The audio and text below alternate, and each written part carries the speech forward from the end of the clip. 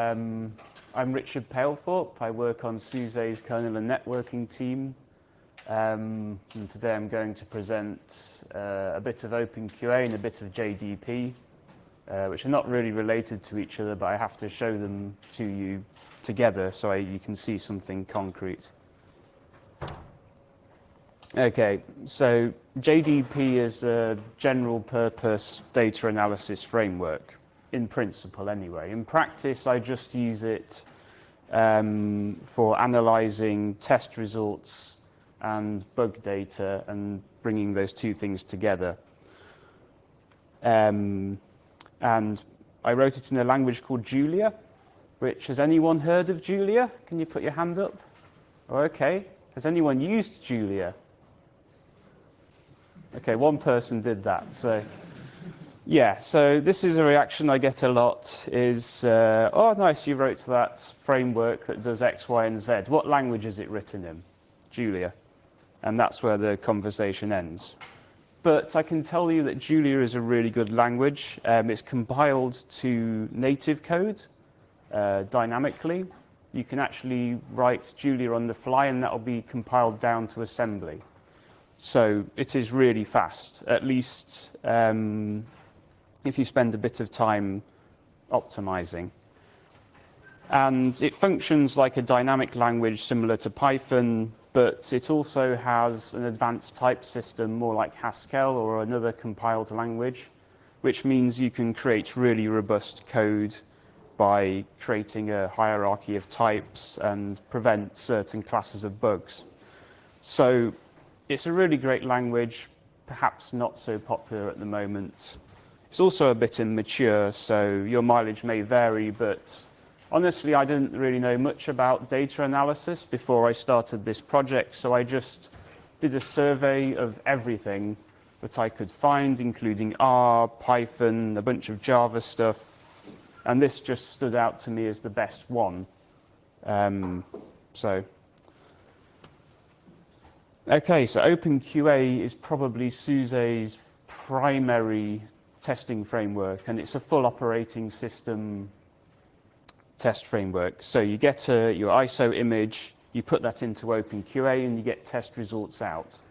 It will, for example, start a VM, and then it will install the operating system inside the VM, testing that the installer works as you go along.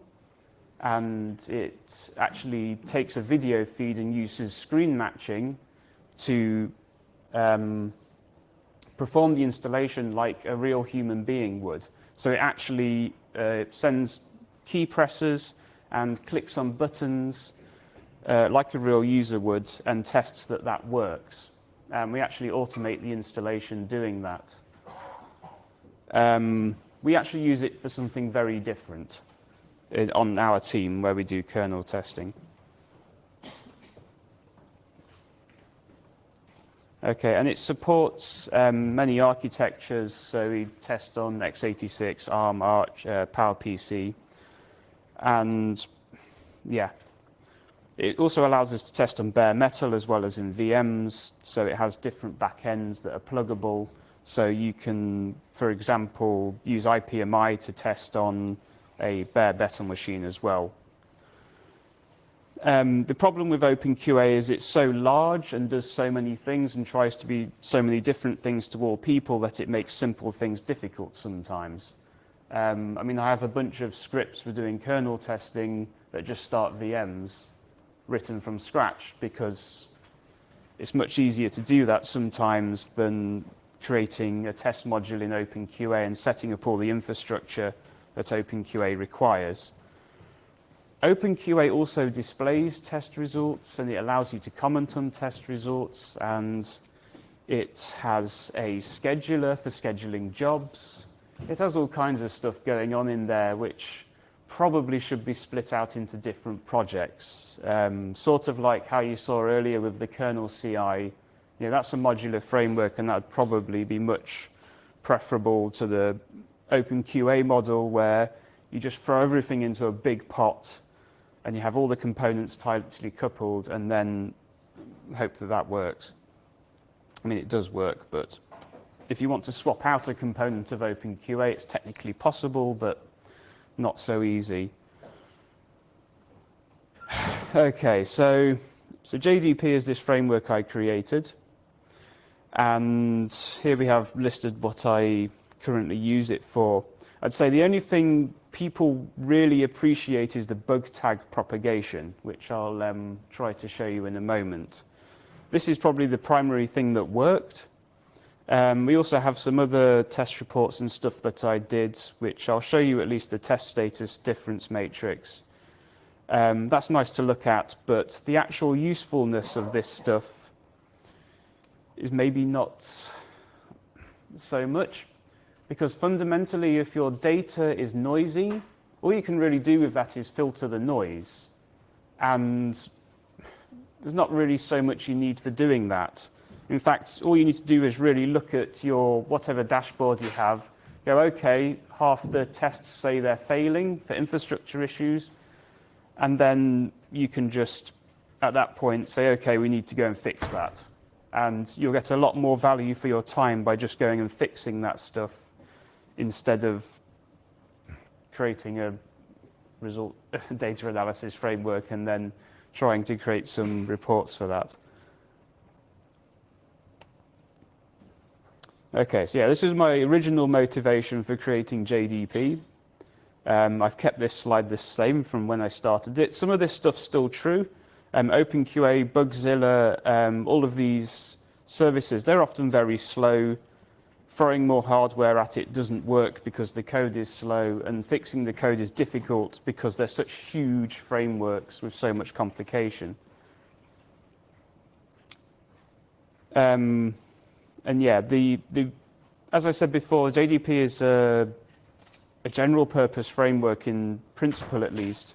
So you can take data from anywhere, it'll put it into a local data cache, it'll normalize it, and then you can create reports on that reasonably quickly because it just works within memory data and you don't have to worry about, say, Bugzilla's API or anything like that, so long as somebody's created a connector for you.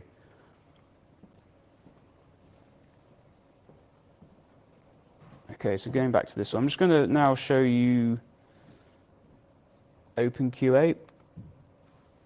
So this is the OpenQA dashboard for just for a single image build. Okay.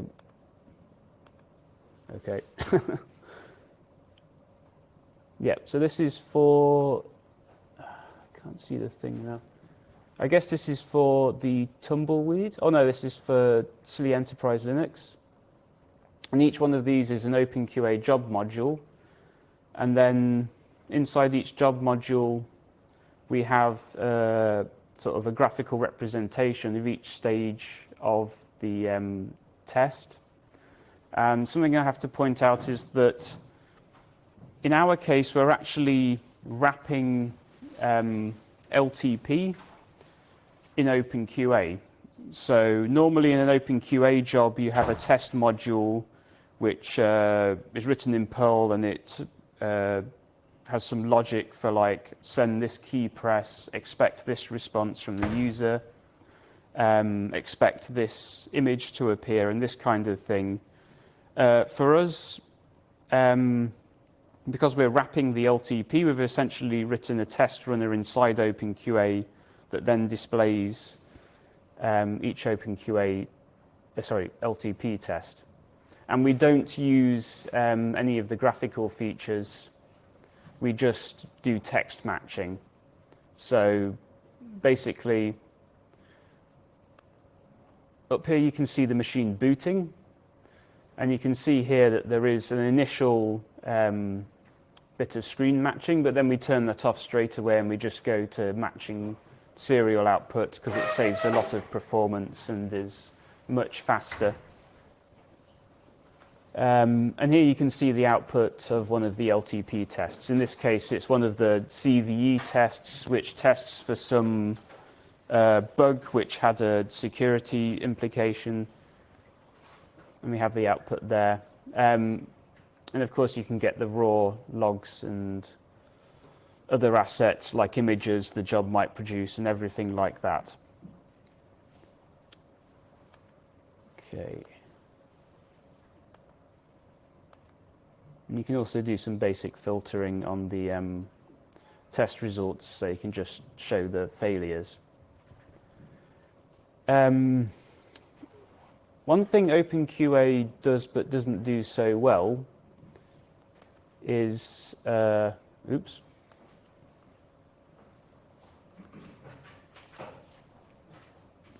bug tagging. So when you have a test case that's failing, you may know that there's a particular bug for that test case, a product bug, and while that's being resolved, you want to list somewhere, okay, this test result has this bug, and you want to have that automatically propagated to new test failures, so that you're not constantly just looking at the results and going, okay, this test failed again and again and again, and we know why. It's because of X, Y, or Z.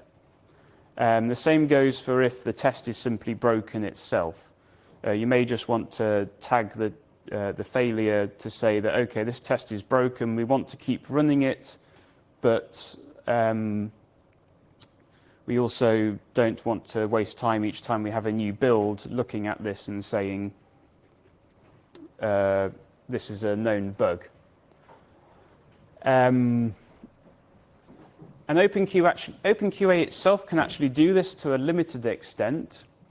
However, I extended it with JDP, and this comment just here is actually from JDP saying that we previously found this bug tag on another job that looked similar, and so I've propagated it. And there's also some bugs which it didn't propagate. For example, say maybe the architecture doesn't match one bug to the other, because sometimes you'll get a bug in ARM and it won't happen on x86, so you don't want ARM bugs being propagated to x86. So JDP has just recommended some other bugs for investigation, but hasn't actually tagged them. And the reason I didn't implement this into OpenQA itself is because essentially we could have lots of other test runners. For example, we could start using the upstream kernel CI, and then we'll have the same LTP test cases failing in upstream on a different testing framework that are also failing on our OpenQA test instance. And really, we want to share tags and propagate tags between those two instances. So we want a third-party service which has some rules and, say, reads the BigQuery database and shares tags between those. And JDP can do that quite well. And this is the thing that actually works very well. And as we start to use more testing frameworks, I say start, we already do use more testing frameworks, we can propagate these tags between them.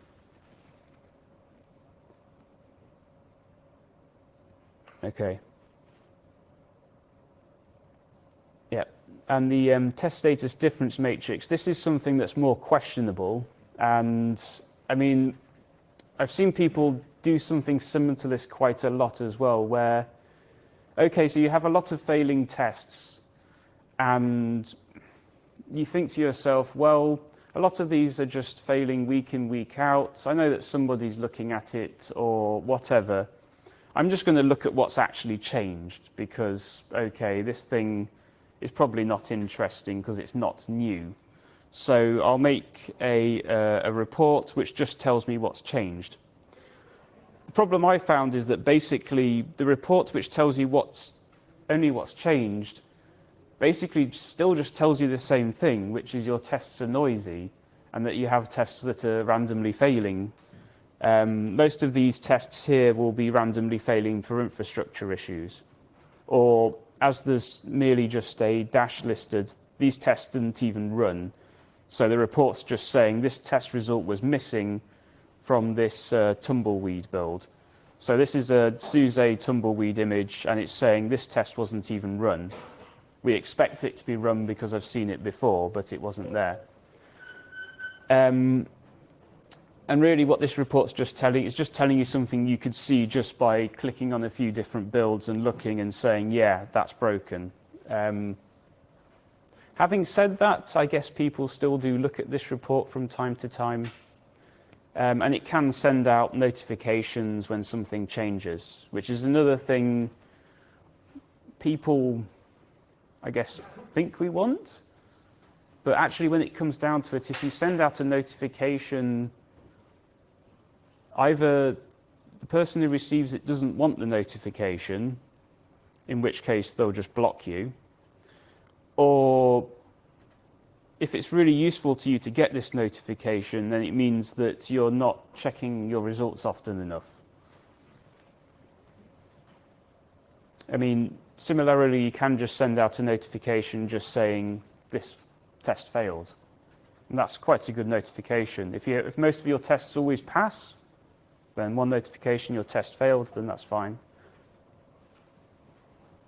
So yeah, I'd advise steering away from this kind of stuff. On the other hand, theoretically speaking, if, say, 100% of our data was signal and we were just trying to do some analysis of the signal, then things would be different. I mean, in theory, you could create something which automatically scans Bugzilla, then scans the error logs and matches errors in the logs to bugs in Bugzilla. And this is something that people have done before.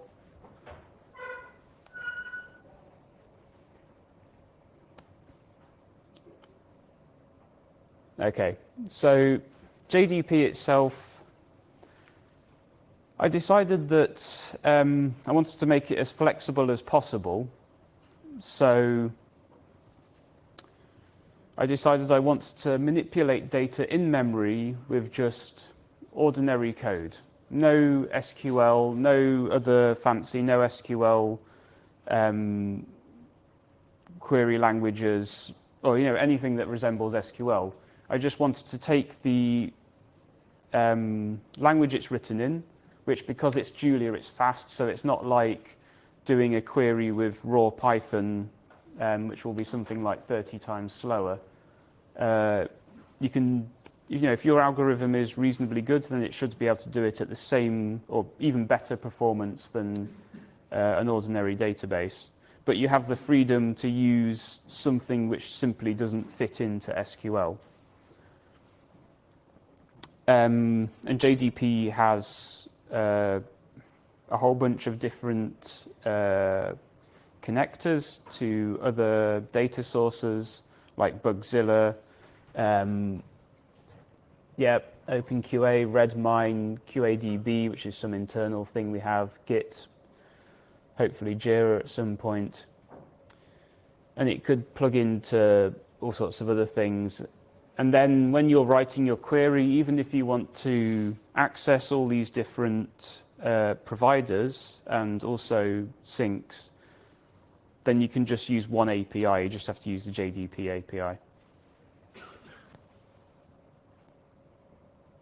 And yeah, it also has uses Redis as the data backend. And Redis is able to replicate the data between everyone's node.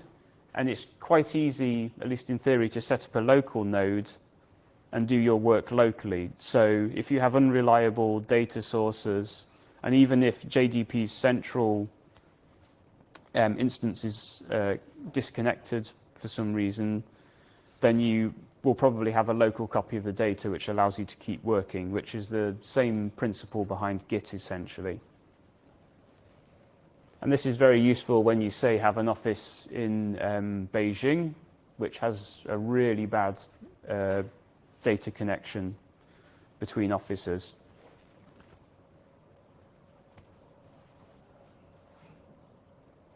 Okay. So yeah, and JDP is designed to not be a source of truth, so I'm not using this as the primary data storage unit for test results. You know, they live somewhere else. They either live on OpenQA or they live upstream somewhere, so that we keep the freedom of being able to simply delete the entire JDP database and redesign it, so that it can better perform its one function of simply doing data analysis and not acting as a reliable data store for the long term. Okay, and to be honest, at the moment I'm taking a break from this because its usefulness is questionable for our current problems. Our current problems resolve more around the testing itself.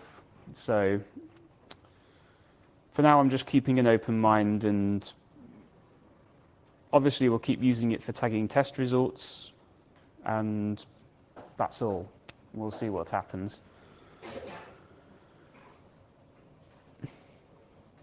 Okay, and this is just, you know, who was involved. So I guess I might have finished quite early. So if people have questions, please ask. How do you match failing tests against bug reports? Along which properties? Okay, I mean, so the question was, how do you match failing test results against bug results? Like, what are the properties or parameters? And the answer is it's arbitrary. There's basically two ways that it can be done, or more than two ways. I mean, one obvious thing which is used, sorry, I'm getting in a mess here. One obvious thing that's used is actually just the test name. So when somebody writes a bug tag in, I think Petter did it here, yeah. You just write something like this, like the DHCPD6 test and the DNSMAS6 test. They've been tagged with this redmine issue. Okay, and so if you don't provide any more information than just this, then it will just match all tests with this name that are known to be in the LTP test suite. So it has some name spacing for tests. So if you have some other random test in some other test suite with exactly the same name, it won't tag those. It can figure out from the OpenQA context that this is an LTP test. Furthermore, I'm not sure we can see it here.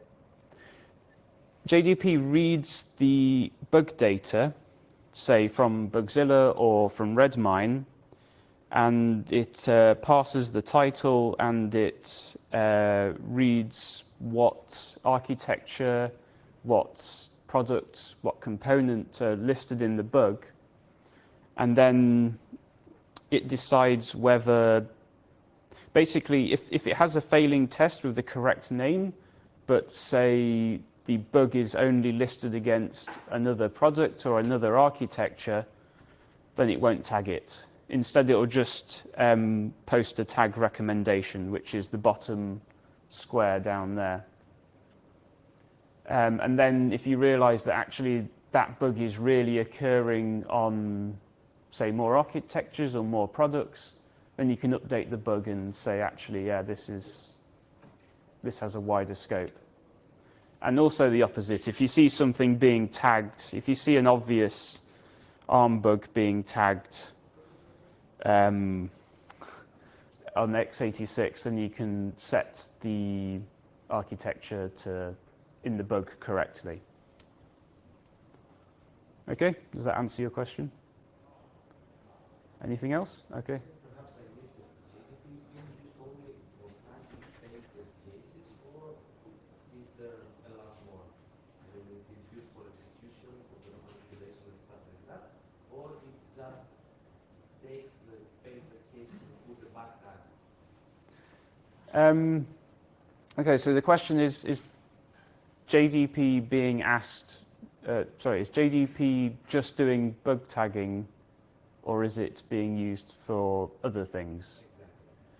Well, test execution, all of that is handled by OpenQA or something else. Storing the test results and storing the bugs on a permanent basis, something else does that. JDP just caches the data from OpenQA or Bugzilla or wherever, and then performs some kind of workflow on it, some kind of report. And those reports and workflows are arbitrary, they're just scripts. You can either use, say, a Jupyter workbook, if you've ever heard of that, to create a report, or you can just write a Julia script that uses the framework. Practically speaking, at the moment, we just use it for bug tagging and I guess the status difference report, which you can see here. This is actually just a static view of the Jupyter workbook. The Jupyter workbook is interactive, so you can actually connect to this and start changing the queries and start changing the way the report is displayed. And all of the code which makes up the report, excluding the library functions, is in the report. I won't even attempt to try and explain what it's doing, partially because I haven't looked at it for a while and I'm not sure what it's doing. So yeah, but basically you end up with this nice matrix view, and I'm very proud of this matrix view. It's just maybe not the most useful thing, practically speaking. So does that answer your question? So this is the end user result, let's say, from JDP. Okay, Yeah. this is what I get. I mean, JDP also runs on a constant basis and actually runs in GitLab as well. It has a bunch of GitLab pipelines, and these periodically regenerate the reports, update the local cache, and do the bug tagging.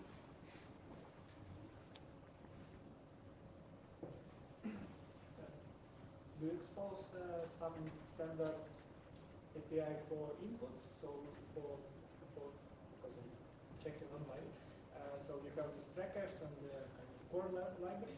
What is the easy way to create a new tracker? Is there some standardized JSON input or whatever? Honestly, no, because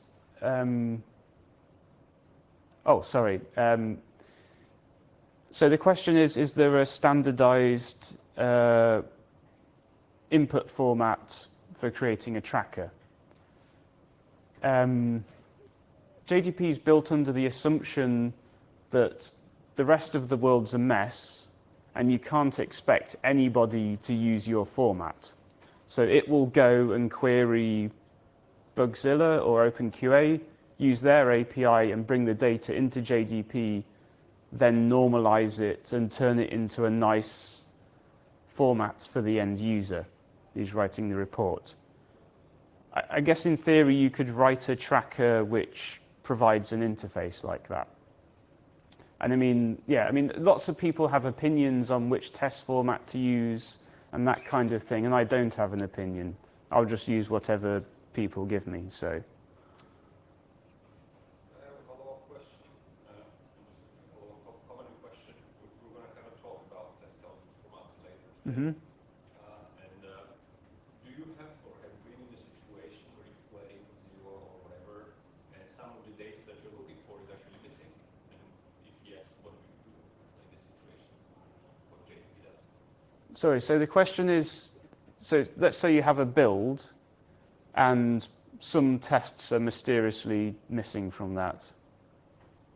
Is that what you're saying? Like say if there's an infrastructure issue and so. The more generic case where you play different systems and they provide different information in different formats and you want to normalize into the formats. Okay. That's something I'm missing. Yeah, the answer is that, the more systems you provide, you'll have a smaller and smaller set of normalized data, right? So that's just a consequence of if you have lots of data sources with different formats. JDP also allows you to pass through the raw data. So you have a choice of doing whatever level of normalization you want to do. So if a particular bug tracker gives you a lot more data to work with, which is pretty much universally true, all the bug trackers have slightly different fields and some of them simply have things missing. If you want to use that information in your tagging algorithm, for example, you can just have to insert some special code to take advantage of that. And I'd say again, that's another thing where Julia makes that kind of thing really easy because it's so flexible. So, I mean, I think the answer to that is just, yeah, it happens that you end up having a tiny common set of information, and all you can really do about that is create some extra code to deal with these things in your algorithm. I think that's not really a thing that JDP could solve, I don't think.